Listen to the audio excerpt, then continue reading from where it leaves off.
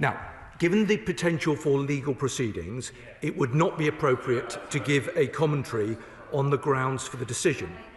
In their decision, MHCLG notes that the package of security measures proposed would be proportionate to the proposed use of the site, and that no bodies with responsibility for national security, including the Home Office and the Foreign Office, have raised concerns or objected to the proposal on the basis of proximity of the cables or other underground infrastructure. Now, I know that some members have raised concerns regarding the security implications of the new embassy, and it is on that issue that I wanted to update the House. National security is the first duty of any government, and that is why the intelligence and security agencies have been absolutely integral to this process. The ISC, as the committee entrusted and empowered by this House to scrutinise the government's most sensitive information, have today released their judgment on the security implications. I thank them for their work and am reassured by the depth of their scrutiny throughout the process. The ISC concluded, and I'm quoting from their statement, "On the basis of the evidence we have received and having carefully reviewed the nuanced national security considerations, the committee has concluded that, taken as a whole, the national security concerns that arise can be satisfactorily mitigated." And I can confirm today that the Home Office has received a letter from the Director of GCHQ and the Director General of MI5, which makes clear that, as with any foreign embassy on UK soil, it is not realistic to expect to be wholly able to eliminate each and every potential risk. However, they say that the collective work across UK intelligence agencies and HMG departments to formulate a package of national security mitigations for the site has been, in our view, expert, professional and proportionate. They judge that the package of mitigations deals acceptably with a wide range of sensitive national security issues, including cabling, and indeed they note that there are clear security advantages from the consolidation. Clear security advantages. Now, our security services have over a century of experience managing security matters related to foreign embassies on UK soil. This government and the last have been aware of the potential for a new embassy at this site since the Chinese government completed the purchase in 2018. The issues that continue to be raised in the media reports are not new to the government or the intelligence community, and an extensive range of measures have been developed to protect national security. We have acted to increase the resilience of cables in the area through an extensive series of measures to protect sensitive data.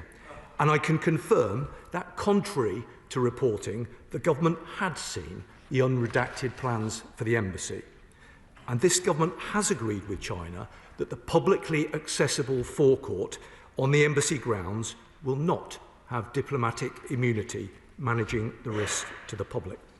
Based on all of this and our extensive work on this matter, I am content that any risks are being appropriately managed. But let me be clear, the bill also brings clear national security advantages. Following extensive negotiations led by this government, the Chinese government has agreed to consolidate its 7 current sites in London into one site. That is why, following deep scrutiny by security officials, the government has been able to conclude that we can manage the security concerns related to the embassy. Whilst there are those who have, and no doubt continue to have, concerns about this embassy, it is a fundamental and normal part of international relations that countries agree to establish embassies in each other's capitals.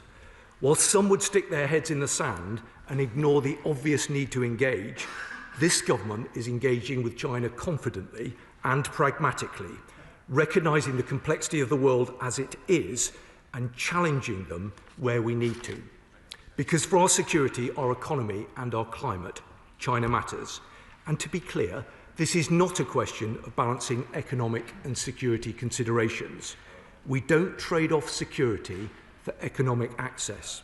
Now, of course, we recognise that China poses a series of threats to UK national security, from cyber attacks, foreign interference and espionage targeting our democratic institutions, to the transnational repression of Hong Kongers, and, of course, China's support for Russia's illegal invasion of Ukraine. That's why I announced a package in November to protect our national security, which set out the range of the work the government is taking forward to strengthen the security of our democracy against the threat from foreign interference and espionage. It's also why, for example, in December 2025, the UK sanctioned 2 China-based companies that have carried out cyber attacks against the UK and its allies. And it's why we have completed work to remove Chinese-made surveillance equipment from sensitive sites. It is why the UK has sanctioned 50 Chinese companies under the Russia sanctions regulations as part of our efforts to take action against entities operating in third countries over economic and military support for Russia. And it's why I will be hosting a closed event in February with Vice-Chancellors to discuss the risks posed by foreign interference from a range of states and to signpost our plans to further increase the sector's resilience. But taking a robust approach to our national security does also include engaging with China. Under the previous government, engagement with China had ground to a halt. This made us no safer. Indeed, it is only through engagement that we can directly challenge China on its malicious activity. And by taking tough steps to keep us secure, we enable ourselves to cooperate in other areas, including in pursuit of safe economic opportunities which are in the UK's interest, but also in areas like organised immigration crime, narcotics trafficking, and serious organised crime. This is what our allies do, and this is what we're doing. Delivering for the public, putting more money in their pockets, and keeping them safe through hard-headed, risk-based engagement with the world's most consequential powers. Now, Madam Deputy Speaker, I am grateful to Right Honourable and Honourable Members for their ongoing attention that they give to protecting the UK's security. China has and will continue to pose threats to our national security. But following detailed consideration of all possible risks around this new embassy by expert officials across government, I am assured that the UK's national security is protected. Let me assure this House and the country upholding national security is the first duty of government, and we will continue to take all measures necessary to defeat these threats. I commend this statement to the House. Shadow Home Secretary Chris Philp. Thank you, Madam Deputy Speaker. Let us be in no doubt about the threat China poses. MI5 has warned that Chinese intelligence is actively trying to disrupt our democracy. Bounties have been placed on the heads of Hong Kong campaigners. Members of this House have been directly spied on by China. China actively supports Russia's illegal invasion of Ukraine, and China is infiltrating universities and businesses to acquire sensitive technology, as well as stealing it directly. Yet this government has failed again and again to take the action needed. This government failed to place China in the enhanced tier of the Foreign Influence Registration Scheme. This government failed to properly support the case against 2 men accused of spying for China on MPs in this House. And now they have shamefully approved plans for a Chinese super embassy. Despite everything China has done on our soil, China has been rewarded with exactly what they want: a super embassy that will be a base for espionage, not just in the UK, but likely across Europe as well. The government has capitulated to Chinese demands. The Prime Minister himself said to President Xi at the G20 in November 2024, and I quote, "You raised the Chinese embassy building in London when we spoke on the telephone. We have since taken action by calling in that application." In other words, the Prime Minister did precisely what President Xi told him to do, and then he faithfully reported back afterwards. This decision has serious implications. Last week, The Telegraph published plans showing 208 secret rooms and a hidden chamber just 1 metre from critical data cables. Our economy depends on those cables. So what assurance can the Minister give that those cables will be secure from Chinese interference? Now, in paragraph 97 of his decision notice, the Secretary of State who made the decision admits that he had not himself even seen unredacted plans before making his decision. So how can he possibly have assessed the risk himself as the decision maker without having seen those plans? The Secretary of State also admits at paragraph 13 that he did not follow our suggestion to hold sections 321 closed hearings to take evidence. Once again, how could the Secretary of State possibly have taken this decision in an informed way without having personally assessed the risk? And, Madam Deputy Speaker, it gets worse because paragraph 8.63 onwards of the Inspector's report admits that China can legally refuse to allow UK authorities to inspect the building during or after construction. So we're going to have no idea what they're actually building in there in any event. Now, the Minister references the ISC. He says that someone in government has seen unredacted plans, although we know that was not the decision maker, the Secretary of State. So can I ask, have the ISC seen those unredacted plans? Because it has been suggested to me that they have not seen those unredacted plans. The ISC say the risks can be mitigated, but mere mitigation is not enough. Mitigation entails only a partial exclusion of risk, and nothing is said about how to manage future developments in China's capabilities, developments we cannot anticipate today. The ISC also says, and the Minister for some reason forgot to quote this, but they also say the government process was not robust enough. They say it lacked clarity on national security. The ISC say the key reports lack the necessary detail. And the ISC said the government does not have the dexterity required to handle China. Does the Minister accept those elements of the ISC report? And others share those concerns. A US government source was recently quoted saying the UK had, quote, downplayed the risks. The White House last week was reported to be, quote, deeply concerned.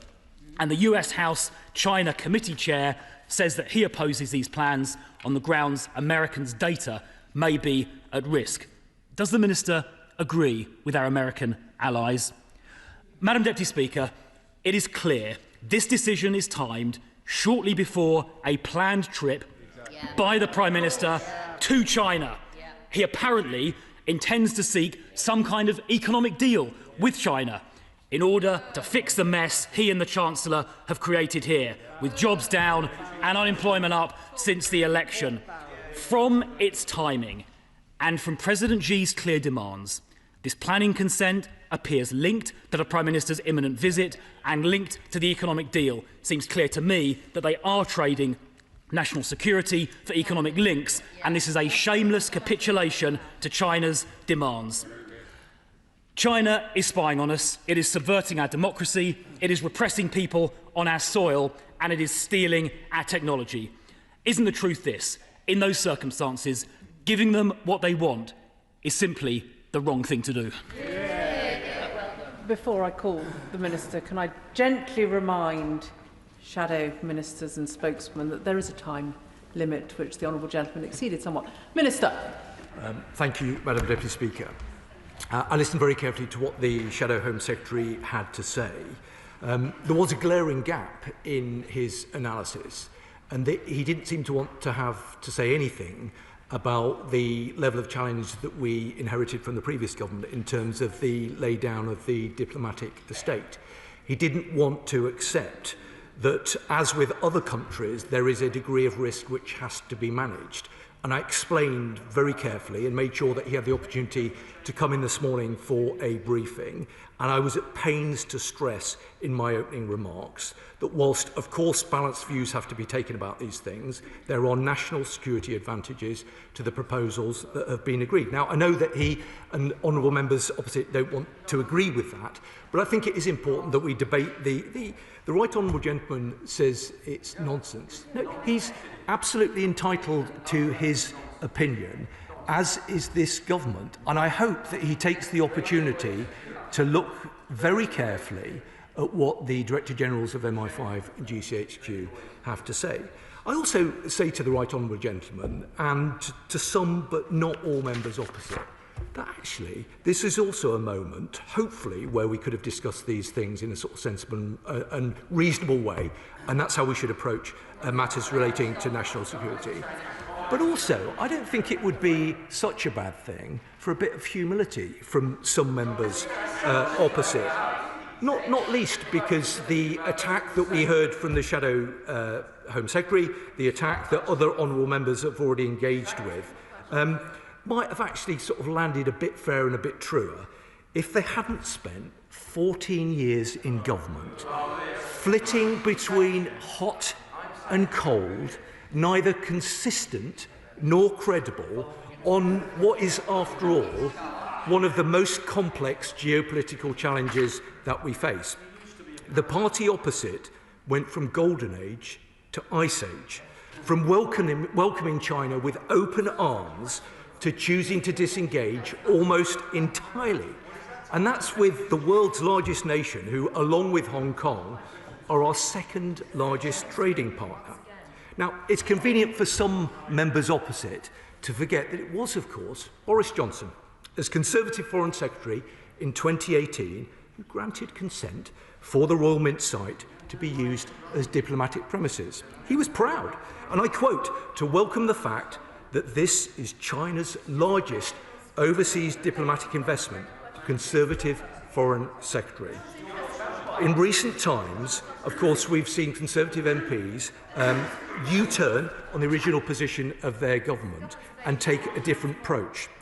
This government will ensure that the approach that we will take will be underpinned by ensuring that we engage consistently and pragmatically with China, but we will do so in a way that absolutely ensures our national security.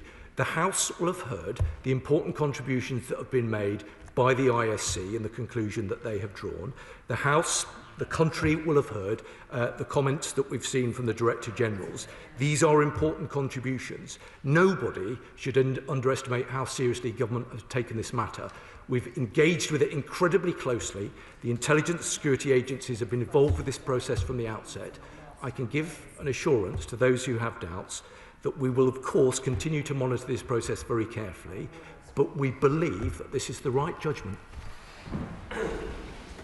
Can I respectfully say to the Minister, that was an incredibly long answer, indeed longer even than the question, and perhaps questions and responses need to be briefer.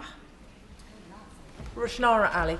Thank you, Madam Deputy Speaker. Many of my constituents will continue to have serious concerns about the proposed new embassy in my constituency.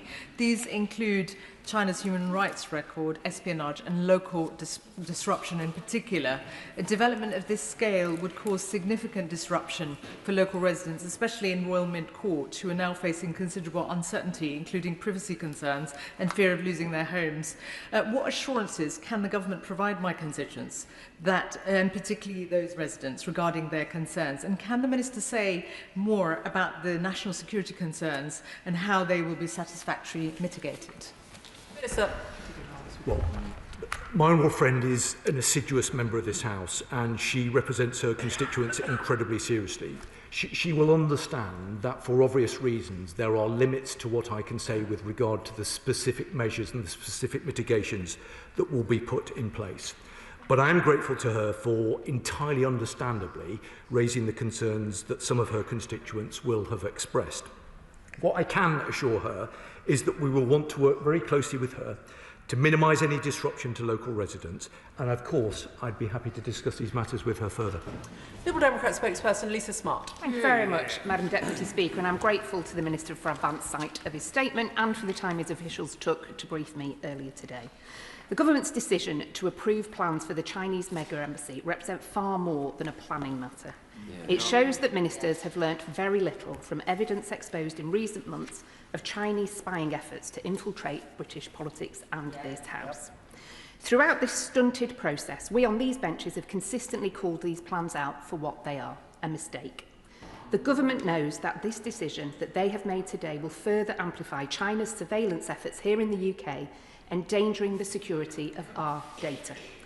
Planning conditions are meaningless without proper enforcement. Given the unprecedented security concerns surrounding this site, how will the government ensure planning conditions are rigorously monitored and enforced, particularly in regards to the underground cables that the current plans come dangerously close to? But no amount of planning conditions can address the fundamental problem. The embassy does not clean Chinese officials of their human rights abuses. It is shocking that China has placed bounties on the heads of democracy activists from Hong Kong who live in the UK. This type of interference and intimidation in our country is totally unacceptable. So in light of this decision, will the government include all Chinese officials, Hong Kong Special Administrative Region officials and Chinese Communist Party linked organisations on the enhanced tier of the Foreign Influence Registration Scheme? Beyond the security and diplomatic concerns, there are fundamental questions around our democratic freedoms. The previous Conservative government attacked our fundamental right to protest, and this Labour government has continued to erode these freedoms. As a democratic society, we must protect the right to protest peacefully, including near embassies and including for those Hong Kongers living in the UK. Will the government continue to guarantee the right to protest even as this embassy now moves ahead? Minister. Well, Madam Deputy Speaker, I'm grateful to the Honourable Lady, not least because she came along in good faith this morning and attended the briefing at our invitation, and I hope that she found that helpful. I am acutely conscious that there are technical details that the House will understand that I am not able to get into, and that is why we took the opportunity to brief the Honourable Lady and other Right Honourable members this morning. I'm afraid I don't agree with her analysis at the beginning of her statement in terms of our understanding of the threat. I referenced earlier on in my opening remarks the very significant number of measures that we've taken in recent times in order to protect our national security.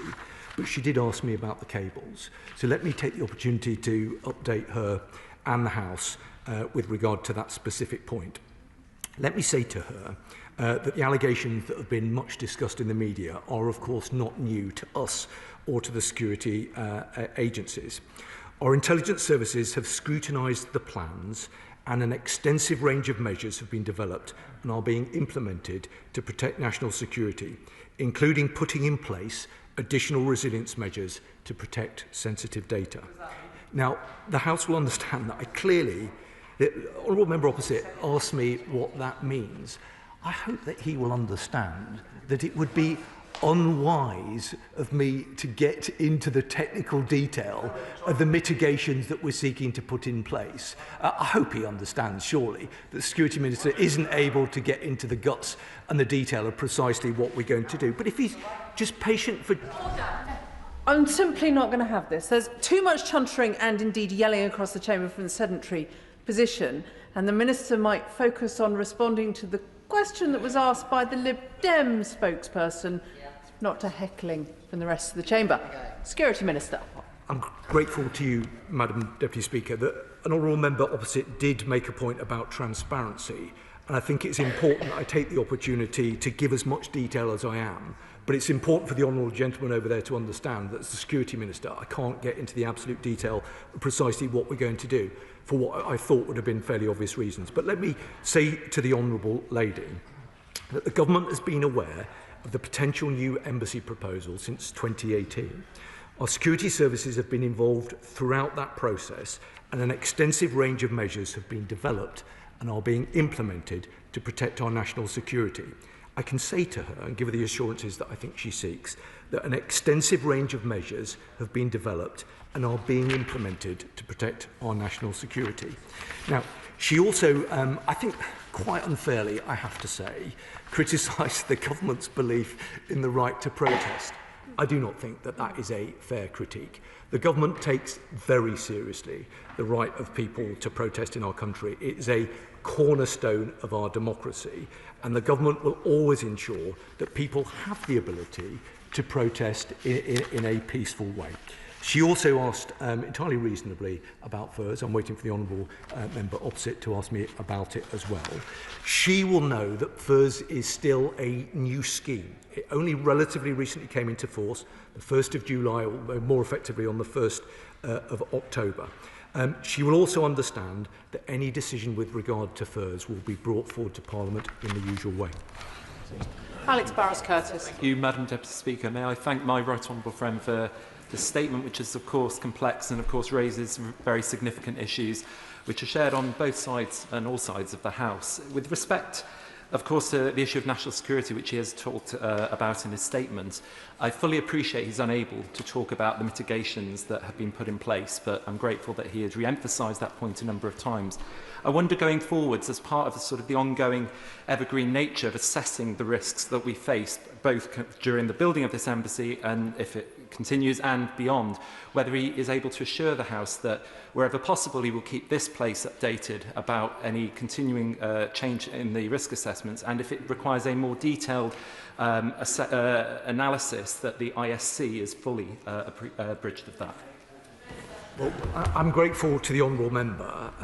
He's right to say that these are complex decisions, and he's right to make the point that clearly there are very significant restrictions on what can be said here in this chamber.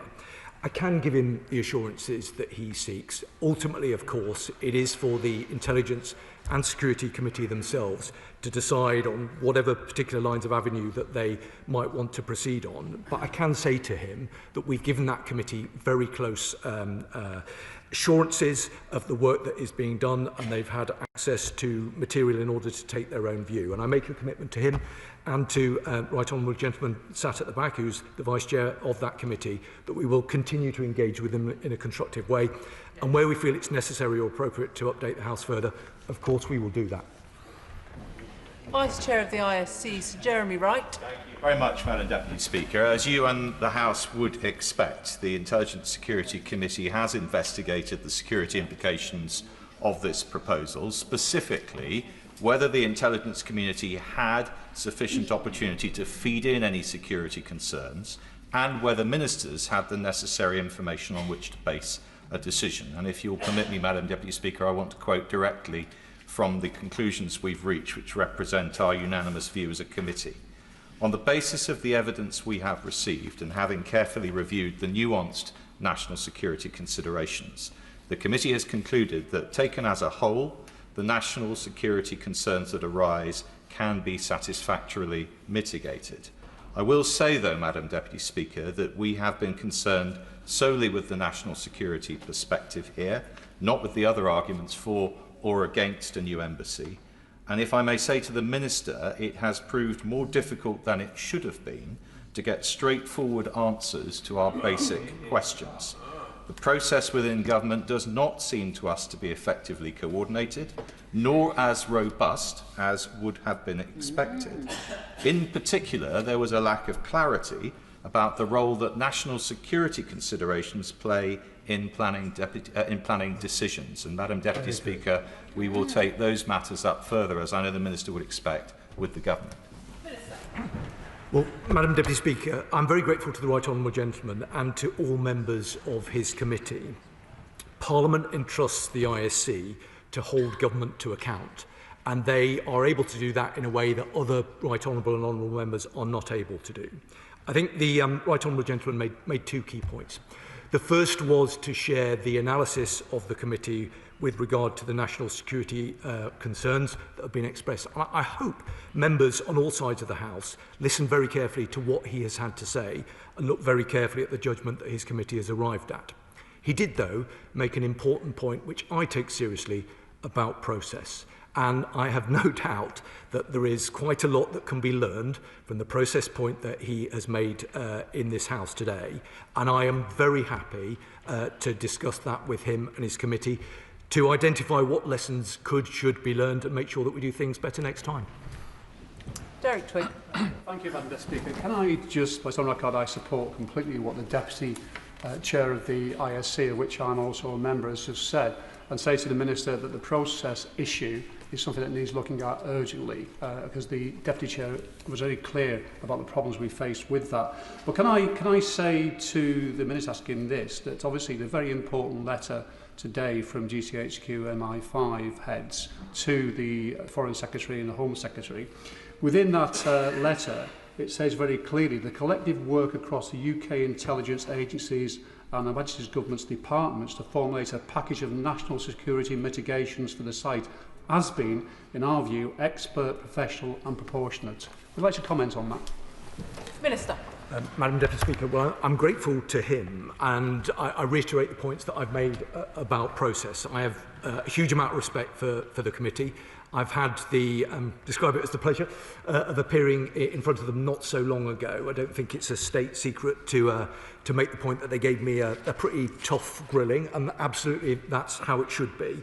But the point he's made about process, I think, is an important one. I think the point that he's made also about the letter from the Director Generals is also important. It is a rare occurrence for Director Generals to make public comment. They are both people who are extremely professional. They are people that I have the pleasure of working with on a regular basis. They are both people of great integrity, and the House and the country should listen very carefully to what they have to say. They have made the point that collectively our security services have 100 years of experience in terms of dealing with the challenges from foreign embassies. That is not to be remotely complacent about the nature of the threat that we face now, because clearly it is very different from how it was in the past. But I think we should listen carefully to what they have to say, be respectful of it, whilst at the same time not being complacent. Sir Julian Lewis. Thank you, Madam Deputy Speaker, and I don't think I'm breaking the Official Secrets Act if I gently point out that when I used to chair the Intelligence and Security Committee, I repeatedly deprecated the use of the word mitigation because it covers such a wide range of sins. But leaving aside security considerations just this once, does the Minister accept, as he should, that this is a colossal propaganda win for totalitarian communist China? Yes. And is there any argument which was used in favour of China getting this embassy that wouldn't have carried exactly the same weight if totalitarian imperialist Russia had wanted to buy this building? Would the government have stopped them for doing it? And if they would have done, on what grounds? Well, Madam Deputy Speaker, I'm grateful, as I always am, to the Right Honourable Gentleman. And I genuinely am, because I actually respect the wisdom of someone who's served in this House for many years. The Right Honourable Lady is sort of questioning my gratitude to the Right Honourable Gentleman. I can give her an assurance that I have a huge amount of respect. I am answering the question. I have a huge amount of respect for members who've served for a long period of time, and particularly those who've chaired the ISC. And I think we do need to find a kind of a mechanism in order to ensure that members like the Right Honourable Gentleman have access to some of this information so that they can make informed comment in this House. I take his point, although I don't agree with it, about mitigations. He understands there are limits to what I can say with regard to the mitigations, but I take the point that he's made. In terms of his substantive point, I don't agree with him. I don't accept that this is a win, not least because I could not have been clearer about the importance of the consolidation of the estate. The government has reached an agreement with China that the existing diplomatic footprint in London will be reduced in size from 7 diplomatic sites to 1. I'm not sure that kind of constitutes a particularly big win in my book, not least it is a statement of truth, and I think it undermines the argument that he's made. Mark Sewards. Thank you, Madam Deputy Speaker. Even if we accept that the national security concerns of this new embassy have been mitigated, as evidenced by the letters from security agencies today, and even if we accept that consolidating these 7 current properties that China own into one is a security advantage, that is still cold comfort to the Hong Kongers that I represent in Leeds South-West and Morley. They still have to live with transnational repression.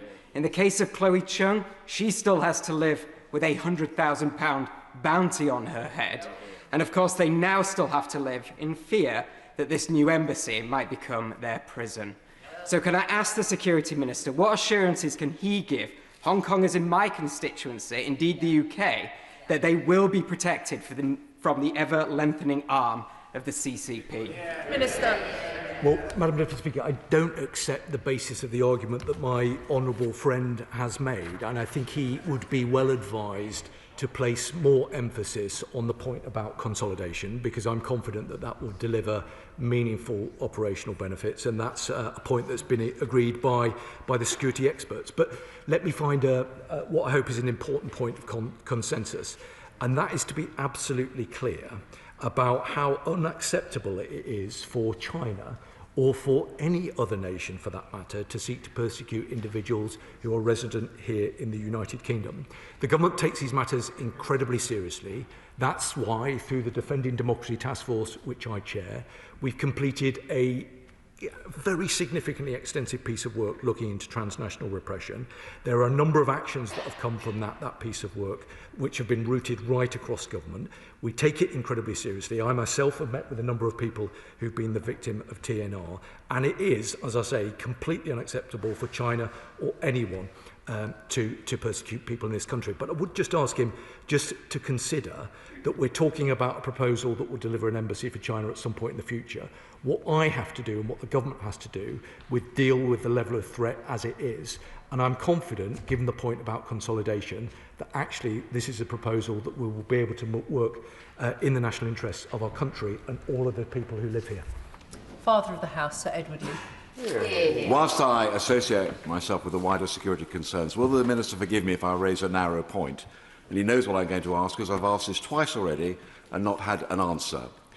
The correspondence between the government and the Chinese reveals that the medieval monastery on the site, an important monastery called Eastminster rather than Westminster, where we are, will remain on inviolable Chinese territory. And any UK citizens visiting it will have to be frisked, and they will be effectively in China. What reassurance can the Minister give to those who have bounties on their head, raised by the Honourable Gentleman opposite, or my right honourable friend, the member for Chingford, who's been sanctioned by the state? What reassurances can the Minister give that UK citizens visiting their own heritage would not be in danger by going on this site? Minister. Well, I'm grateful to the Father of the House. He's consistently made this point. This is at least the third time that I've heard him raise it. I hope he will have heard the point I made. I looked at him purposefully earlier on when I made a point specifically about the question that he's raised. But let me take the opportunity to say that the issues that he reflected upon, the bounties, this is completely unacceptable behaviour, and the government will not stand for it. The specific point that he raised is one that I've looked very carefully at, and I reflected a response to it earlier in my statement. Peter Swallow. Thank you, Madam Deputy Speaker. I had been sceptical about this new embassy, but I do take the points made by members from the Intelligence and Security Committee here today, as well as the advice, the response from GCHQ and MI5. I also, of course, have to listen to my own constituents, including the Bracknell Forest Hong Kong community, who tell me that they are concerned about the ongoing transnational repression that they are experiencing. My right honourable friend has already talked a lot about the work that the government has already done. Will he commit to continuing to engage with the Hong Kong community so that we can make sure that we continue to adapt our response to the emerging threats that they experience? Well, I'm grateful to him. He's consistently raised points on behalf of his constituents, and I can give him the assurances that he seeks. Let me say to him and the House that we condemn the Hong Kong police's efforts to coerce, intimidate, harass and harm those living in the UK and overseas. These acts of repression will not be tolerated here in our country. Now, I can say to him that along with other ministerial colleagues, I've taken the opportunity to raise these concerns directly with Chinese authorities, reaffirming that the extraterritorial application of Hong Kong's national security law is unacceptable and will not be tolerated here in the UK. I can give him the assurances that he seeks. I'm very happy to discuss this matter with him further. Luke Taylor. Thank you very much, Madam Deputy Speaker. Hong Kongers and other Chinese dissidents in the UK will be rightly concerned by this news today. And I want to make it completely clear that Liberal Democrats have serious concerns that this project will enhance China's ability to conduct transnational repression against Britons and Hong Kongers on British soil. So can I ask the Minister, what is the timeline for closing the 7 existing Chinese consulate buildings when the Royal Mint Court is opened? Will the government publish the 2018 note verbal confirming the embassy was contingent on planning approval, ensuring the government did not prejudge the application? And finally, paragraph 62 of the Secretary of State permission letter states that lawful embassy use of the site would give no worry of interference with the sensitive cabling that runs adjacent to the secret basement rooms. After China's proven record of unlawful espionage against MPs, British institutions, does the Minister agree that this is a catastrophic misjudgment and that we have no hope of our laws being observed by the Chinese Communist Party? When questions run to 2 pages and take a minute, perhaps members might think about cutting them down slightly. Minister. Madam Deputy Speaker, well, the honourable gentleman has expressed an opinion, and he's entirely within his rights to do that. But I hope he understands that I'm also entirely within my rights to point out to him that the opinion that he has expressed is not one that is backed up by the intelligence services and by the security agencies who've looked incredibly carefully at the detail of the proposal. He states boldly that this new proposed embassy site will deliver an additional capability to China over and above what they currently have.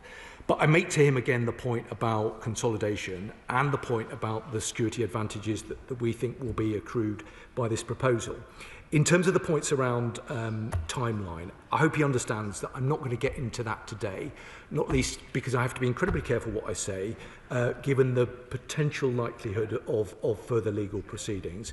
But I'm very happy to discuss these matters with him and his colleagues on his benches further. Alex Sobel. Thank you.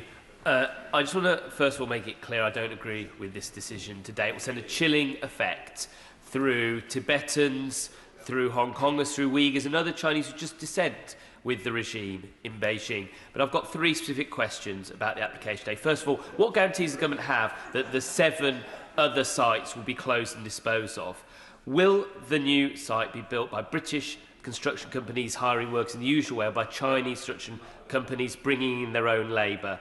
And what forms of building inspection control will be present during and after the construction? My honourable friend has got a very long and proud track record in this particular area, and I listened very carefully to what he has to say. He'll forgive me if I disagree with his analysis of the chilling effect of this, not least given the points about consolidation and the security advantage. He's asked about the 7 sites, and let me give him and the House an absolute assurance that that is part of the deal that has been agreed with China. The deal is that the existing diplomatic footprint within London, the 7 diplomatic sites, will be consolidated into this individual site. In terms of the precise details around construction and other activities, I know that he will understand that there are agreed procedures with regard to these kind of activities. I think there was a point earlier on about the relationship with the United States and the concerns that they might have expressed, which I don't recognise. But it is useful to note that China built a new embassy in the United States not so long ago. So this is not a particularly uncommon occurrence. But I give him assurance that we'll keep a very close eye on the points that he makes. Sir Ian Duncan-Smith.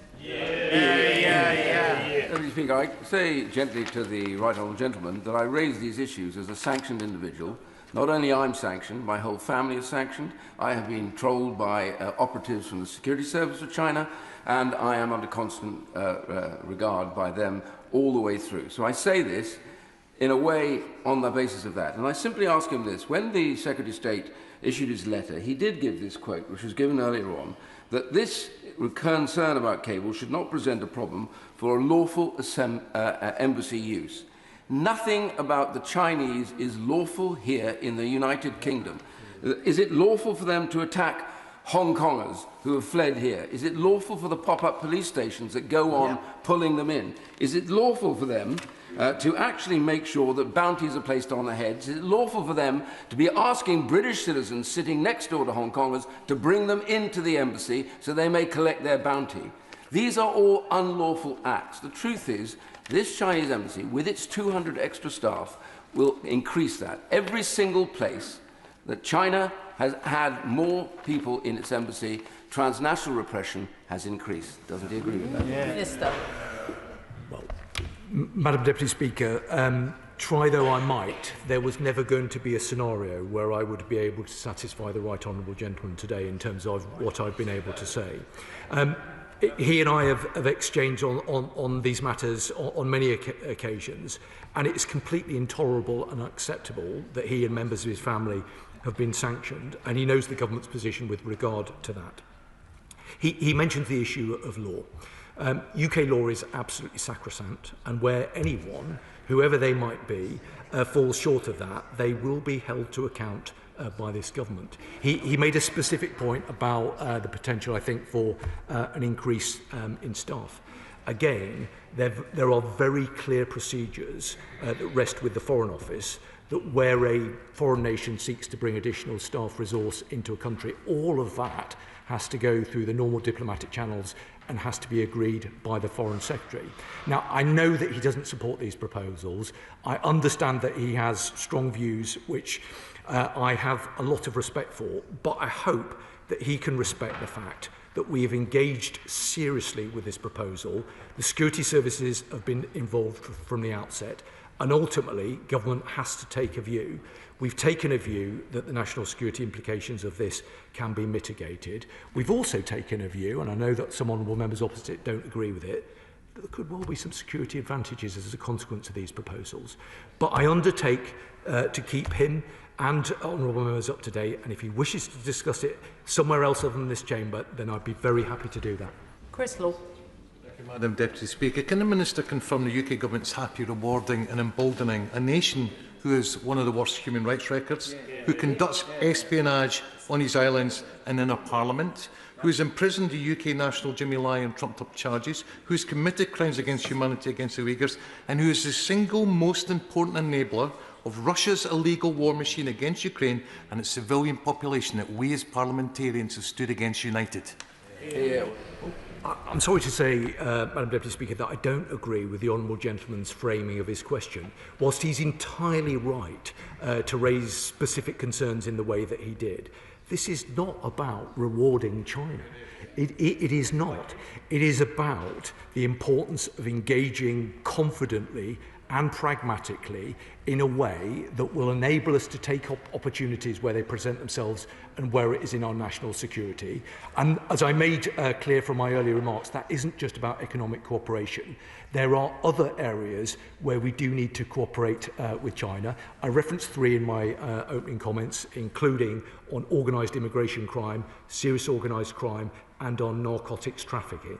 These are important areas where we do need to work with China. But ultimately, the most important thing is that we safeguard our national security. And that's why we've worked incredibly closely to look carefully at the detail of this proposal and to make sure that we've got the right mitigations in place. And that's what we've done. Dr. Kieran Mullen. Thank you, Madam Speaker. Will the Minister explain, by giving China the embassy that it wants, how the government is demonstrating, in his own words, that it's responsible for unacceptable behaviour that the government won't stand for? In part because of the reduction in the diplomatic estate from 7 down to 1. Richard Tice. Thank you, Madam Deputy Speaker. So the Chinese Communist regime, they sanction members of this House. They spy on members of this House. They carry out more cyber attacks than any other country.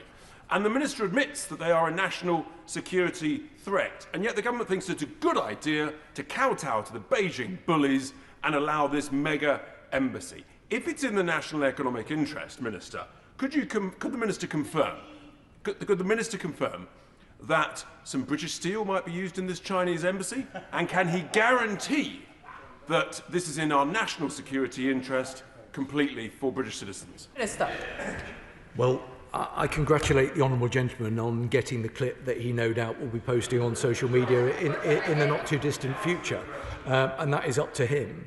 I mean, the honourable gentleman seems to operate in a world that is quite selective in terms of some of the decisions that it seeks to make. I looked over to him earlier when I referenced the requirement for cooperation on areas like organised immigration crime.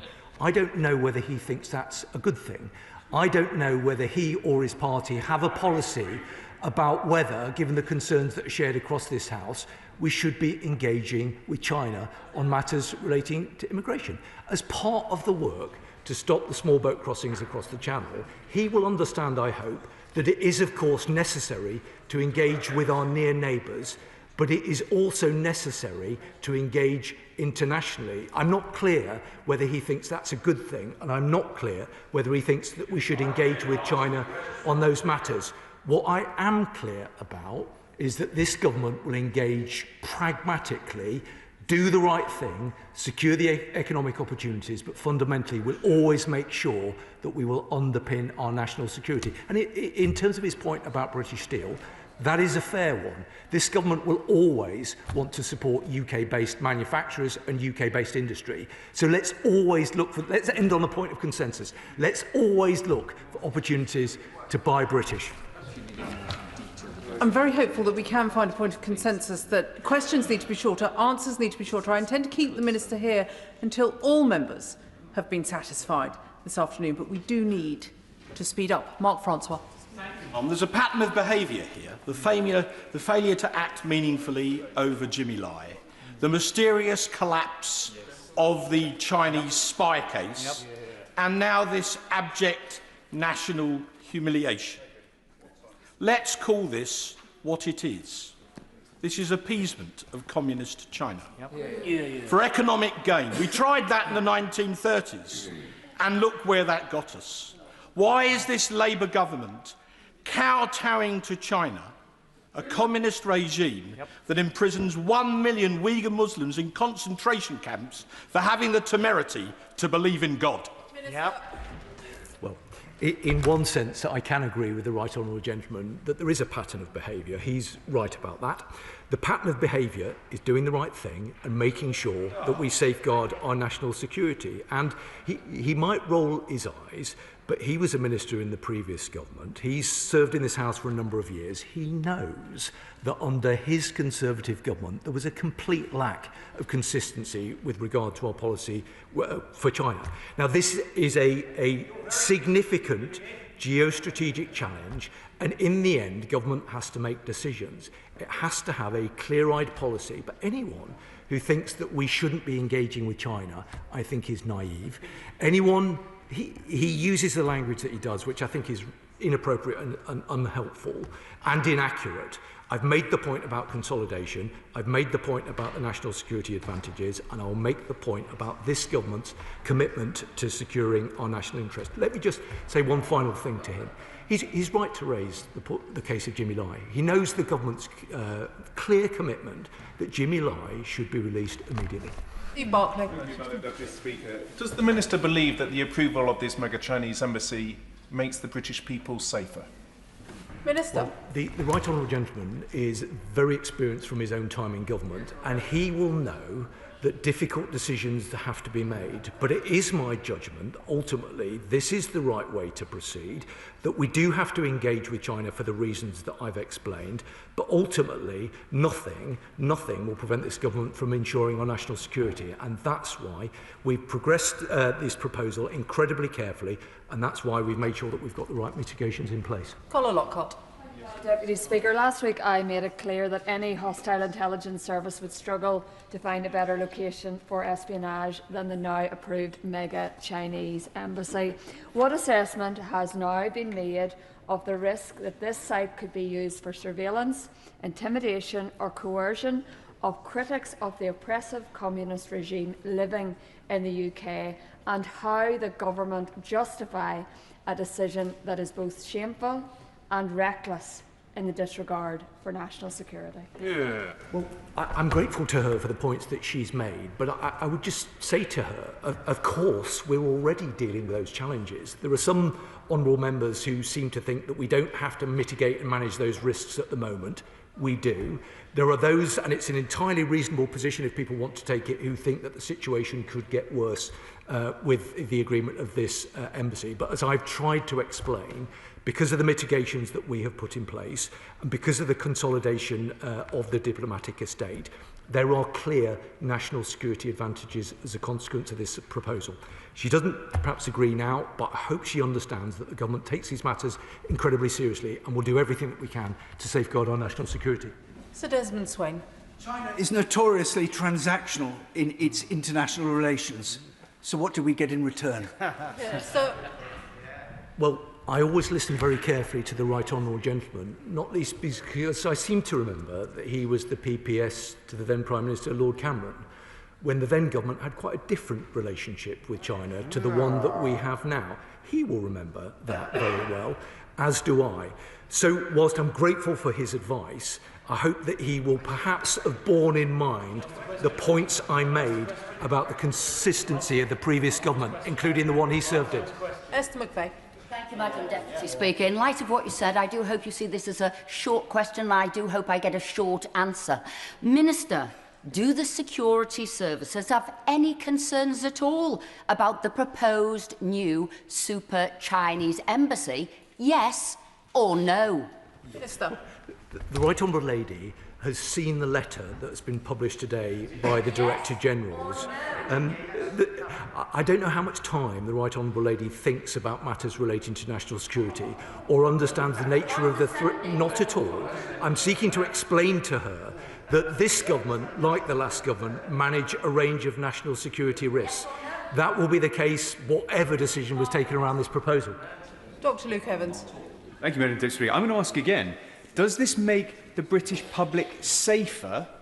Yes, or no? Minister. Fundamentally, government is there to make the British people safer. And for the reasons I've explained, I'm confident that from a national security perspective, this is the right decision. Jim Allister. Isn't the plain truth, Minister, that this was a predetermined political decision from the moment the political decision was taken to call it in, when the government was facing, by due process, the council refusing this planning application? And all that's gone on, doesn't it simply bring the whole planning process into disrepute? Yes or no? And when we consider today that the London Labour Group have condemned this matter, isn't one of their members right when he says, wrong embassy, in the wrong place, at the wrong time? Yes or no? Well, I don't agree with his analysis. I've been crystal clear about the fact that people are, of course, entitled to their opinion, and people will have different views. What sensible members of the public will be interested in is what the security professionals have said. The security agencies, the intelligence services, those people who really understand the nature of the risk and the threat. What the public will be interested in is what they think, and I've been clear about what they think. I've been clear about the way in which we've approached this process, which I believe will deliver national security benefits for our country. Sir Bernard Jenkins. Can I just point out that when the previous Conservative government proclaimed a golden era of relations with China, when David Cameron welcomed President Xi for a state visit in 2015, as Theresa May was championing Huawei for our 5G infrastructure, the security services supported the then Prime Minister, or they were brought into line, which is, I expect, what happens under these circumstances. Can we make sure that we're not using the security services for propaganda purposes? And may I predict, in the fullness of history, we will look back at this decision with great regret.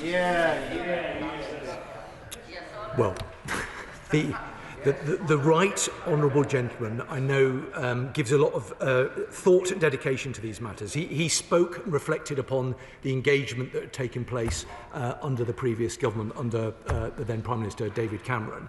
He will understand, because he thinks about these things very carefully, that there is obviously a need to engage with China. President Trump will be visiting China in the next couple of months. President Macron, I think, has been 3 times over the past years. Prime Minister Carney has been there recently. Serious grown-up people understand the need to have engagement and work closely with countries like China. Sensible people will get that. Sensible people will also understand that sometimes that involves tough choices. This government doesn't shy away from making those tough choices in terms of whether it's the right thing to do. I accept the challenge that he offers, which it will be judged over the long term. But I think this is the right thing to do, and I'm pleased that the security services agree with it. Sarah Ball. Deputy Speaker. The Minister says that China continues to pose a risk, and yet the government today welcomed this Trojan horse of an embassy into the heart of our capital. Consolidation helps them, not us, and planning conditions deal with the establishment, but not the actual real use inside in the years to come. So I ask again, it's been asked many a time before, are the British people safer as a result of this embassy? Yes or no? Minister. I don't agree with her analysis with regard to consolidation. This government will always work to make sure that the British public are safer. That is our job. That is our abiding mission. It is the first responsibility of government. And I'm confident that the decision that's been taken, with the mitigations in place, will deliver good national security outcomes for our country. John Lamont. Thank you very much. The government's decision to approve China's spy embassy is utterly wrong and puts national security at risk. But now the embassy has been approved, if, or rather when, we get evidence that China is using this embassy for surveillance, torture or other inappropriate means, will the government guarantee to close that embassy? Yes or no? Well, as with any embassy, both in this country, and of course let's not be naive about the fact that Britain has embassies right around the country. The Vienna Convention The Vienna Convention lays down the way in which different governments should behave with regard to the conduct of their diplomatic presences. Of course, we take our responsibilities very seriously under the Vienna Convention, and we expect every other country, including China, to do the same. Deputy Jeckley. Deputy Speaker. The Minister will be pleased to know I'm not going to ask him about furs. But he did quote extensively from this weighty tome of a planning application, or planning approval rather. He said, the Secretary of State notes that no bodies with responsibility for national security, including the Home Office and FCDO, have raised concerns. But he didn't mention that it goes on to say that the Secretary of State considers that the lack of objection from these bodies on this issue carries significant weight. Now, given that extensive measures had to be put in place to protect sensitive data, can you explain why neither the Home Office nor the FCDO put in any objections to the proximity of the data cables and their vulnerability? And if I may, on the issue of the consolidation of the consular buildings, last week the government informed me that it has no record of how many properties within London, or within the UK in fact, are owned by the Chinese state. And therefore, in terms of consolidating consular buildings, how will they keep track on other buildings that are used unofficially by the Chinese state? Well, Madam Deputy Speaker, I'm disappointed that the honourable gentleman hasn't asked me about furs, because I've got a very good response for him, which I won't be able to give him now. But he's not quite right to say that I quoted extensively from the planning document. I didn't at all. I referenced it only very fleetingly and then explained why that was the case. His key point was around the points that have been brought forward by the Home Office and the Foreign Office.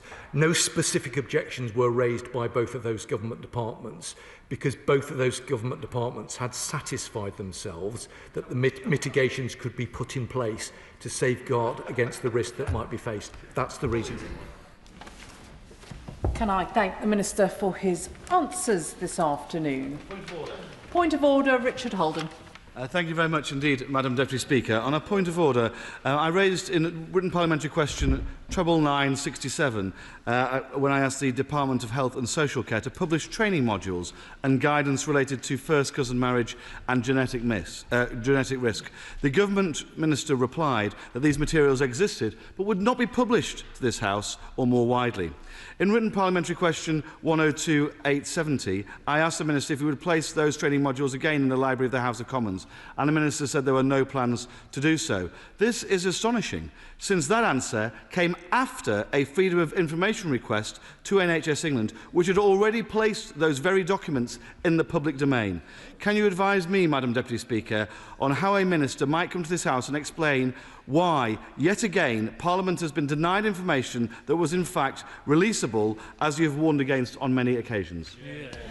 Can I thank the honourable member for the advance notice of his point of order? He will know that as Chair I am not responsible for the answers that ministers give to written parliamentary questions, though he might also know that the Procedure Committee is currently holding an inquiry into this very issue, and I would encourage him to provide evidence and to raise his concerns with that committee, which brings us to the 10-minute rule motion. Shawkat Adam. Thank you, Madam Deputy Speaker. I beg to move that leave be given to bring in a bill to make provision about the detection, treatment and monitoring of glaucoma by optometrists in England, and to make provision about the full integration of optometry and ophthalmology services for the purpose of glaucoma care in England and for connected purposes. I would also like to refer the members to my register of interest as a practicing NHS optometrist, and I would like to begin by thanking the Minister for being here for this valuable debate.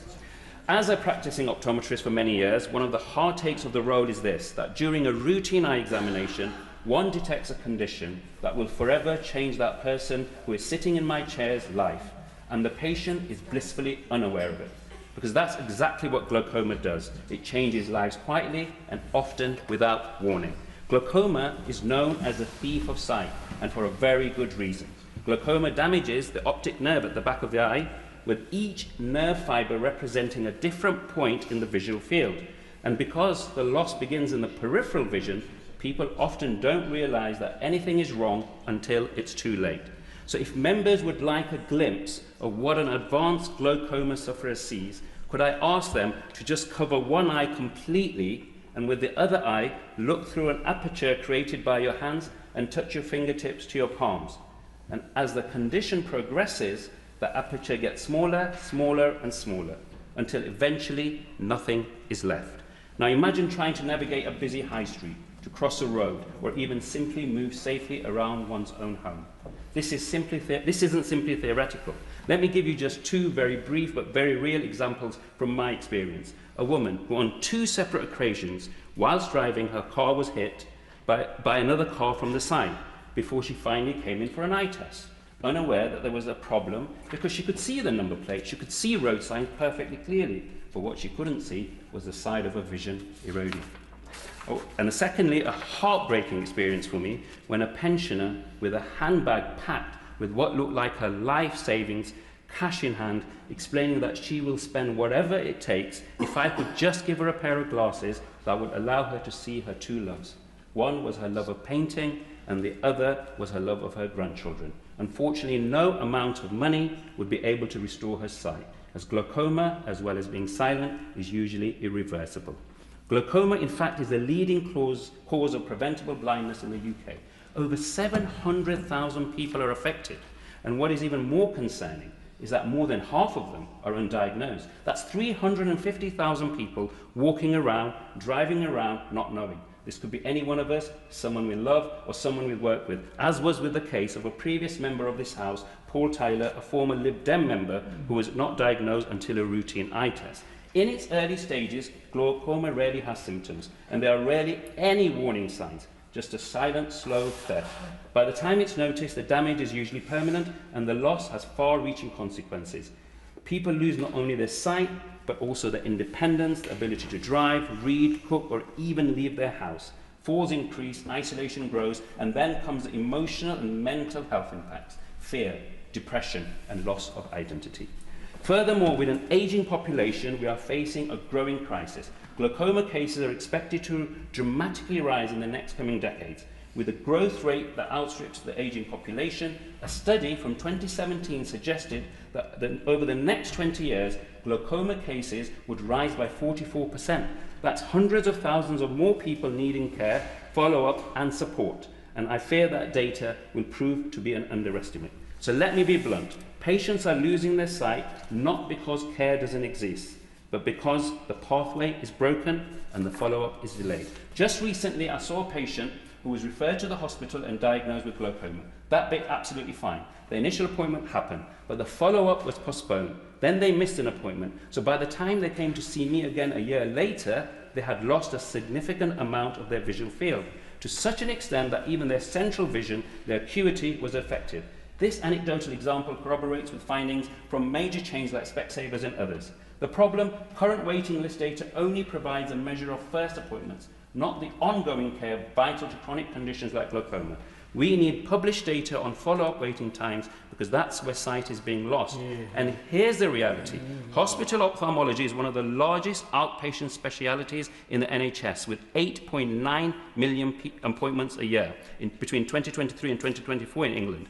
It is estimated that glaucoma care accounts for about 20% of all hospital eye service appointments, with around 1 million visits annually across England alone. In 2024-25, it was reported that 600,000 people were on a hospital waiting list for an ophthalmology appointment. However, the ongoing care, such as the need for regular planned follow-up glaucoma patients, is often overlooked, with their numbers not hitting the headline like those waiting for an initial assessment or surgery. NHS hospitals cannot carry this load alone. Thankfully, Minister, this is where the government's own NHS 10-year plan, and in particular its ambition to shift care out of hospitals and into community and to focus on prevention, not sickness, closely aligns with the transformation needed in glaucoma care. There are over 14,000 qualified optometrists in England, providing more than 13 million NHS-funded eye tests. They are trained, regulated and ready to help. Community glaucoma services led by appropriately qualified optometrists with appropriate approved equipment have already demonstrated the ability to reduce hospital appointment referrals by up to 71%. If implemented nationally alongside an optometry-based glaucoma monitoring service, it may be possible to release 300,000 hospital appointments every year. That's not a one-time saving. Glaucoma is a chronic condition. These are recurring appointments for people who are living with, not cured of, the condition. Making full use of the skills and capacity already in primary care takes significant pressure off hospital services, enabling them to focus on tasks that can only be managed in a hospital. This could also save the NHS an estimated £12 million annually. At present, 10 ICBs have no glaucoma case-finding referral management services, and without this service, many patients in these areas who are referred to hospital could instead be retained in primary care optometry with appropriate commissioning rather than adding to the existing waiting list. And even what is more concerning, 21, half of the ICBs, do not commission a glaucoma monitoring service in the community and rely simply on the hospital eye service to follow up glaucoma patients for the rest of their lives. This is where sight loss occurs, as the hospitals simply do not have the required capacity. It's a postcode lottery, one that punishes the vulnerable, especially when people from Black and Asian communities are up to 4 times more likely to develop glaucoma and often have the least access to timely care. As opposed to Wales and Scotland, where a shared care service for glaucoma is commissioned by every health board, optometry-led and properly integrated between primary care optometry and ophthalmology. And often the approach of NHS commissioners in England is hospital-led. The recent draft Getting It Right First Time model, developed with minimal input from primary care optometry, risks reinforcing England's hospital-led approach and undermining the government's own ambition to shift care from hospitals to the community. We are also seeing worrying behaviour at the ICB level, with several ICBs removing the limited community glaucoma services they had in place to make short-term savings. This is extremely myopic. Given ongoing financial pressures on ICBs, we do not expect individual ICBs to make significant progress in commissioning optometry-led glaucoma pathways that fully integrate optometry and ophthalmology without clear direction from the government. The total cost of visual impairment in the UK is now estimated to be £26.5 billion, set to rise to £33.5 billion by 2032. Glaucoma alone accounts for £750 million of it, and this is just not a cost to the NHS, but also the cost of lost productivity, informal care and diminished quality of life. This is a silent epidemic, but it is not inevitable. So what am I asking for? What can be done to begin to tackle this silent epidemic? Fundamentally, I am asking for a national direction from the DHSC to ICBs that they should commission a uniformed primary care glaucoma service that utilises qualified high street optician practices, and only by doing so will we end the current postcode lottery in glaucoma care. We already know what works, we already have the workforce, and we already have the technology. We now need clear direction and a political will. Thank you. The question is that the honourable member have leave to bring in the bill. As many as of that opinion say aye. Aye. Of the contrary, no. I think the ayes have it. The ayes have it. Who will prepare and bring in the bill? Marsha de Cordova, Jim Shannon, Brian Lasham, Jeremy Corbyn, Ayub Khan, Iqbal Mohammed, Mr Adnan Hussain, Paulette Hamilton, Mark Pritchard, and Adrian Ramsey, and myself. Shaukat Adam.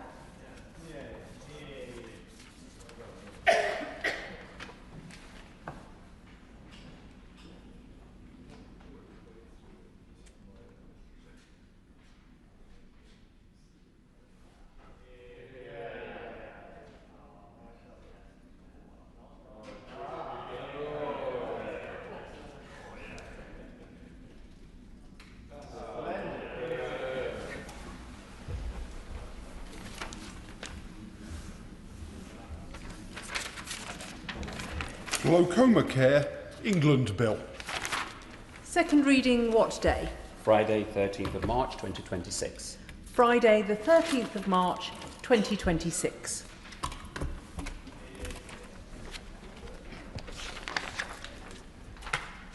Programme motion to be moved formally. I beg to move.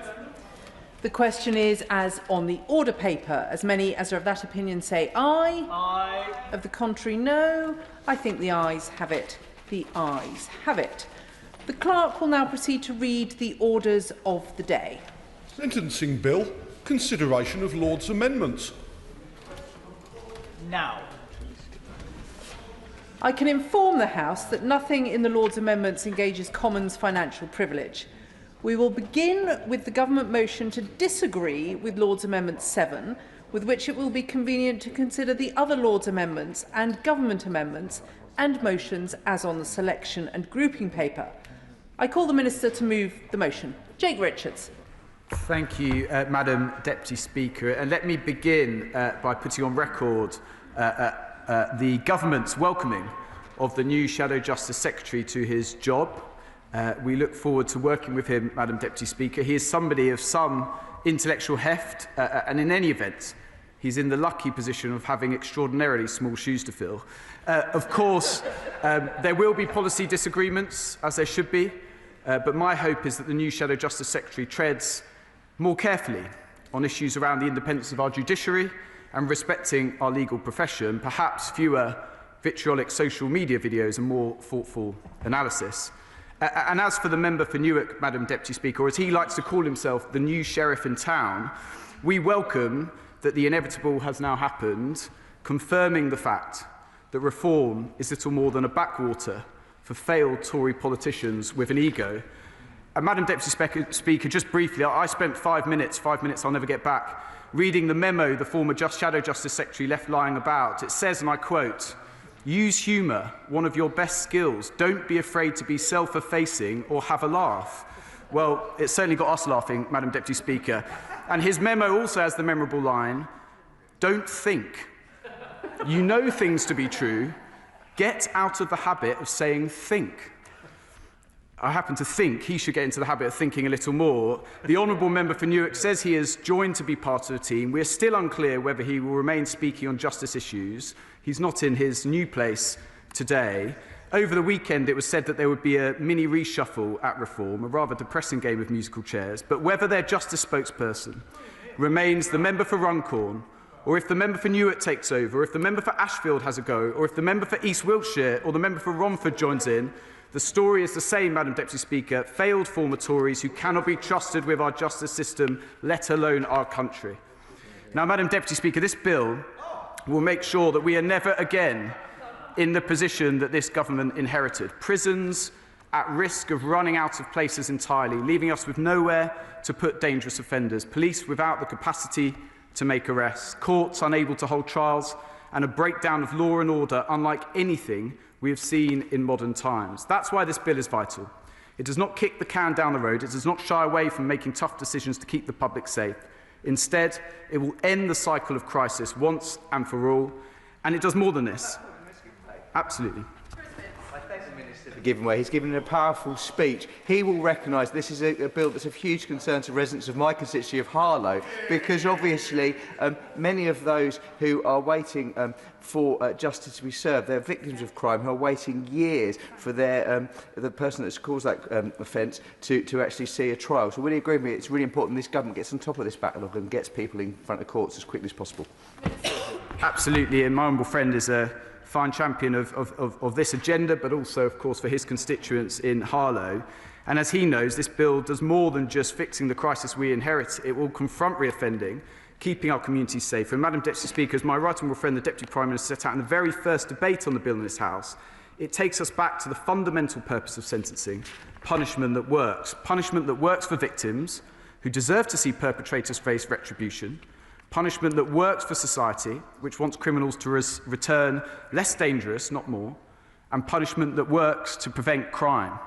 We want better citizens, not better criminals. That is what will deliver safer streets and protection from crime.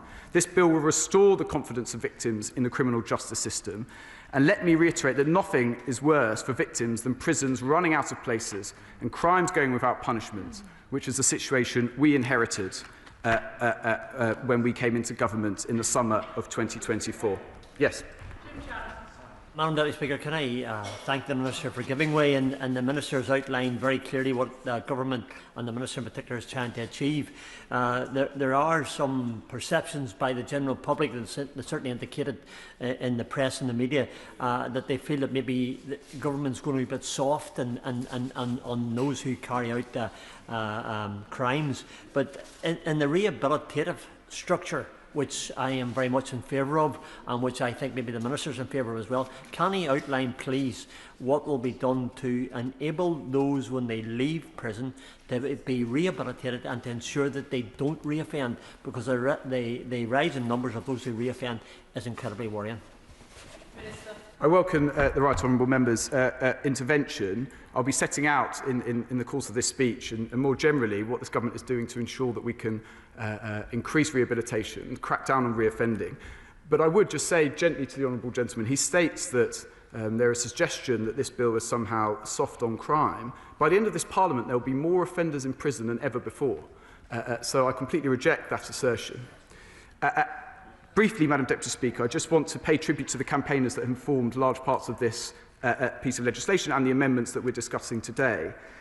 We are introducing tough restriction zones that limit the movement of offenders instead of limiting the movement of victims. These new restriction zones, which will be given to the most serious offenders on licence and can be imposed by a court, will pin any offender down to a specific location to ensure that the victims can move freely elsewhere. This was campaigned for by the founders of the Joanna Simpson Foundation, Diana Parks and Hetty Barkworth-Nanton. Once again, I pay tribute to them and to all of those who have campaigned for this crucial change. And Clause 6 of this bill introduces a new judicial finding of domestic abuse in sentencing, which enables probation to identify abusers early, to track patterns of behaviour and to put safeguards in place. On this, I must pay tribute to the Liberal Democrats in particular, and in particular the Honourable Member for Eastbourne, for his tireless campaigning and willingness to work across party to deliver this. I know that all parties opposite support this crucial change. It is worth remembering more generally, Madam Deputy Speaker, that this legislation was carefully drafted as a result of an independent sentencing review led by the former Conservative Justice Secretary David Gork. I again take this opportunity. Great man, they're saying. They're voting against every single one of his proposals, Madam Deputy Speaker, but there we go. I take this opportunity to thank him again for all his work. It was a thorough, comprehensive and excellent piece of work. We are determined to ensure that the bill receives royal assent as soon as possible. There is an urgency to this process. And let me also remind the House that alongside this legislation, this government is building prison places at a faster rate than ever before. In our first year, we opened nearly 2,500 new places, and we are on track to add 14,000 by 2031. In the next 4 years alone, we will spend £4.7 billion on prison building, but we simply cannot build our way out of the crisis we inherited from the Conservatives. The pressures on the system demands that we reform sentencing, but let me also remind the House that nothing in this bill changes sentences for prisoners convicted of the most serious, heinous crimes who are serving extended, determinate or life sentences. And of course, this bill delivers vital reforms to our probation services. We are rebuilding the service the last government decimated. We are increasing investment up to £700 million by 2028-29, 45% increase. And we are recruiting. We hired 1,000 trainee probation officers in our first year, and we're on track for 1,300 more this year. At this point, I want to pay tribute to all the hard-working probation officers in our country. They deserve full credit for what they do, and it has been important for us to find the extra resources to put into this service to grow the numbers and the support available. Absolutely. In government, the party opposite oversaw a disastrous privatisation of probation, which ended in a £500 million bailout by taxpayers. Our probation service plays such a critical role in the rehabilitation of offenders and keeping our community safe. So can the Minister set out further how this bill will ensure that our probation systems are strengthened and fit for purpose? Can the Minister perhaps restrict himself to the amendments? Yes. Minister. Thank you, Madam Deputy Speaker. I welcome the intervention from my honourable friend. I'll be coming on to that issue shortly. Madam Deputy Speaker, I want to address Lord's Amendment number 7. Whilst we cannot support the amendment as drafted, we fully support the intention behind it to promote transparency and improve the experience of victims. We agree that robust processes are required to ensure the accuracy of transcripts, but placing a statutory duty on the judiciary to approve the release of all Crown Court transcripts could significantly increase workload and undermine efforts to drive down the Crown Court backlog. However, Madam Deputy Speaker, I'm delighted to say that we have tabled a government amendment that will expand the provision of Crown Court sentencing remarks to all victims who request them free of charge. This new clause puts victims firmly at the centre of the process, ensuring that every victim can request and receive relevant sentencing remarks for free. This clause delivers a major step forward for transparency, enabling victims to digest sentencing remarks outside of the pressures of a courtroom setting and free of charge. The details on timeframes and processes will be set out in due course, but I can confirm our intention to the House that this will specify that transcripts will be provided within 14 days of a request being made. This timeframe will support applications made under the unduly lenient sentencing scheme, and I can also assure the House that we are considering the opposition's amendments to the Victims and Courts Bill, which would extend this deadline to 56 days, extremely carefully. I'm grateful to members of this House for their engagement on this issue. This change represents a profound step forward for victims and for transparency in our justice. I know that the honourable members for Richmond, Warrington North and Lowestoft have been campaigning on this issue for some time. They deserve great credit, in particular the member for Richmond, if I may. And so for the first time, every victim whose case is heard in the Crown Court will have this important right of access free of charge. I turn now to Lord's Amendment 1. And again, I must begin by thanking the honourable member for Bexhill and Battle, the Shadow Justice Minister, and the parents of Lenny Scott, an ex-prison officer murdered by a former inmate in a horrendous revenge attack. This amendment meets their call for a small but important reform to sentencing around whole life orders. We recognise the unique and dangerous job that police, prison and probation officers do. They perform a distinctive role with routine contact with dangerous offenders. We want to ensure, Madam Deputy Speaker, that the exceptional seriousness of murders that are motivated by their important work, which strike at the heart of the rule of law, are expressly recognised in the sentencing framework for murder. Will the Minister give way? Yes, of course. I thank the Minister for giving way. A comment often made to me and my colleagues when I was policing, as soon as I left the police station in full uniform, I was a sitting target every single day. Does the Minister agree that the mandatory whole life sentence is proposed for those who murder police officers, prison officers and probation officers sends a clear and unequivocal message that they will be met with the harshest and most serious penalties on offer to the courts? Absolutely, and I thank my honourable friend for his service and his contribution and his support for this amendment. As I said when I had the great privilege of meeting Lenny's parents last week with the Shadow Justice Minister and Lord Timpson in the other place, it's not just about the technical mischief that this amendment solves, because thankfully these cases are few and far between. It is about sending a signal to the brilliant prison officers and probation officers that the work they do is respected by people in this place, in the country at large, and that we can make this small change as part of this legislation, I hope, goes some way to doing that. And indeed, I've met prison officers since we've announced this change who have intimated their gratitude to Lenny Scott's parents in particular and to this place for hopefully making this change. And that's very welcome indeed. I want now to move, if I may, Madam Deputy Speaker, to the amendments 2 to 5, which relate to Sentencing Council. Through these, we have sought to help clarify what is expected from the Lord Chancellor and the Lady Chief Justice when considering any approval requests from the Sentencing Council for its business plans and sentencing guidelines. Broadly speaking, these amendments do three things. First, if the Lord Chancellor decided not to approve a business plan, Amendment 2 requires them to notify the Council. It also requires them to lay a document before Parliament as soon as practicable, stating the reasons for that decision. Amendments 3 and 4 make similar provisions under different guises. Secondly, we want to make it clear that there is a very high bar that must be met for any guidelines to be rejected. Amendments 4 and 5 therefore provide that guidelines can only be rejected when this is necessary to maintain public confidence in the justice system. Finally, we have set out on the face of the bill that any approval requests from the Council are to be considered as soon as practicable. Taken together, Madam Deputy Speaker, these amendments represent a significant step by the Government to ensure that these approval processes are surrounded by clear safeguards, transparency and accountability. Yes, absolutely. While the Lords have endeavoured to amend the bill in a number of areas, the provisions of Part 4 allowing foreign national offenders to be deported at any time within their sentence is very important to Northern Ireland. Given Article 2 of the Windsor Framework, that assessment has been made of the risk that these offenders will actually not be removed, leaving Northern Ireland with a two-tier system in which foreign criminals benefit from additional EU-derived human rights protections rather than being sent home. Would you commit to meet with myself and a number of my colleagues on this important issue to Northern Ireland? This issue was raised, I think, at second reading and at report stage by one of the honourable member's colleagues. The legal advice that we have received simply states that there is no discrepancy in Northern Ireland. I'm very happy to have a conversation with you and any other colleagues on that. It's clearly only right that these provisions apply also to Northern Ireland as well. Madam Deputy Speaker, this Government is committed to greater transparency on prison and probation capacity and holding current and future governments to account. We have demonstrated this by publishing the first annual statement on prison capacity in December 2024. The 2025 edition will follow shortly. This amendment delivers on that promise by making it a statutory requirement to lay a statement before Parliament each year. Legislating on this duty ensures transparency in the long term and delivers on the Government's commitment to do so.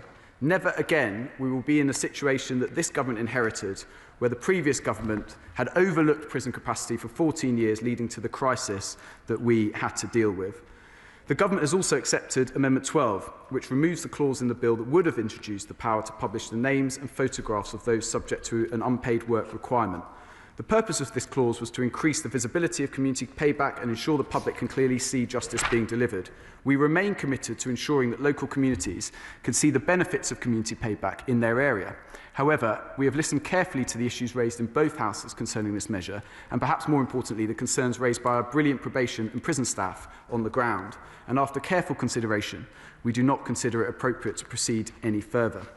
We are confident that current delivery of unpaid work, bolstered by wider provisions in this bill, means that unpaid work will continue to be tough and visible without the addition of this specific measure.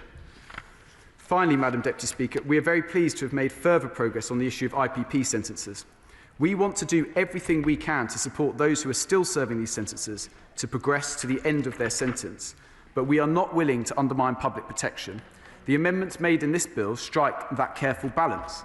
The Victims and Prisoners Act 2024 made significant changes to the IPP licence period. The qualifying period for referral to the parole board for consideration of licence termination was reduced. It went from 10 years after first release to 3 years for those serving the IPP sentence and 2 years for those serving the DPP sentence who were convicted when they were under 18. It has now been over a year since the first of these measures came into force. 1,700 people had their licence terminated automatically on the 1st of November 2024, and a further 600 became eligible for referral to the parole board on the 1st of February of last year. We have now gone further by providing those serving the IPP sentence with an earlier opportunity for licence termination and an additional opportunity for those serving IPP and DPP sentence thereafter. Those serving an IPP sentence will be considered for licence termination 2 years after release rather than the current 3 years. This provides suitable time for support and rehabilitation in the community, whilst ensuring our communities are best protected from harm. Would the Minister give way? Yes, absolutely. I thank him for giving way, and I welcome the amendments relating to IPP sentences. It's a matter of concern to many across the House. Can the Minister assure the House that changes to IPP licence termination will continue to provide for community rehabilitation whilst protecting communities from harm? And can the Minister also commit to continuing to work to resolve the remaining challenges around these sentences? Absolutely. And my honourable friend, as a member of the Justice Select Committee, always brings thoughtful contribution on justice issues, but in particular IPP.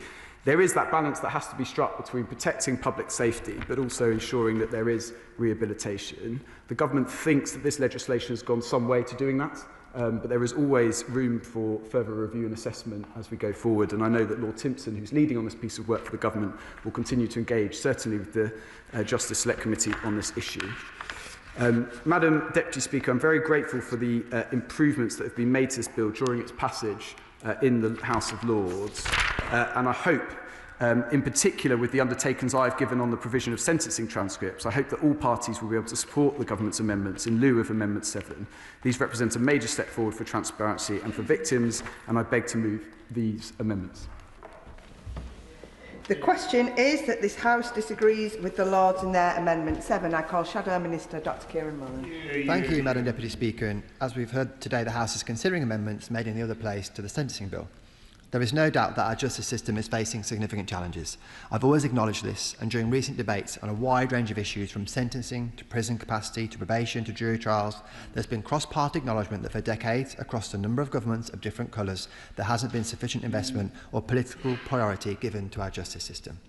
But that should not and must not serve as an excuse for this government to bring forward changes to our justice system that damage it, fail to actually address the challenges before us, and slip through the net changes that elements of the Ministry of Justice have always wanted to do and are simply using the excuse of the current challenges to finally pull off.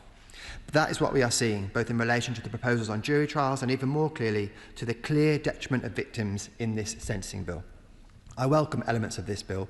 Some of the examples we'll go on to discuss and the Minister mentioned, for example, the restriction zones, the domestic abuse markers, but these are overwhelmingly outweighed by the fact that the heart of this bill is a catastrophic blow to the victim's search for justice, as it will let out thousands of rapists, paedophiles and seriously violent offenders out of prison earlier. The Minister mentioned in his opening remarks the Independent Sentencing Review, and I'll remind members of this House that the Independent Sentencing Review gave absolutely no consideration whatsoever to what victims and the public would think of the proposals related to sentencing. And actually that report is an insult to victims and their families, and many of them have told me directly. At least during the common stages of this bill, every other party joined the Conservatives in voting against these dangerous proposals, including the Liberal Democrats, and in fact a number of Labour MPs bravely abstained. It should be a matter of deep shame for the Liberal Democrat Party that they have since joined Labour in voting to let rapists and paedophiles and seriously violent offenders out of prison earlier, especially as they so clearly articulated why this was wrong before. A complete betrayal of serious victims of crime and their families. This is likely my final opportunity to say to this House and MPs opposite that I'm confident they will come to regret these elements of the bill and will find it difficult to explain themselves to victims when they see perpetrators of crimes like rape, child sex offences and child grooming leave prison sometimes only after having served a third of their sentence because of their support for these measures. I will do whatever I can to ensure those victims know who made those choices when there were so many other alternatives available to them. But as I do have to accept that this government majority, with the help of the Liberal Democrats, has ended that campaign for now, we should consider the amendments of this bill before the House today. And as I know the public greatly value constructive cross-party work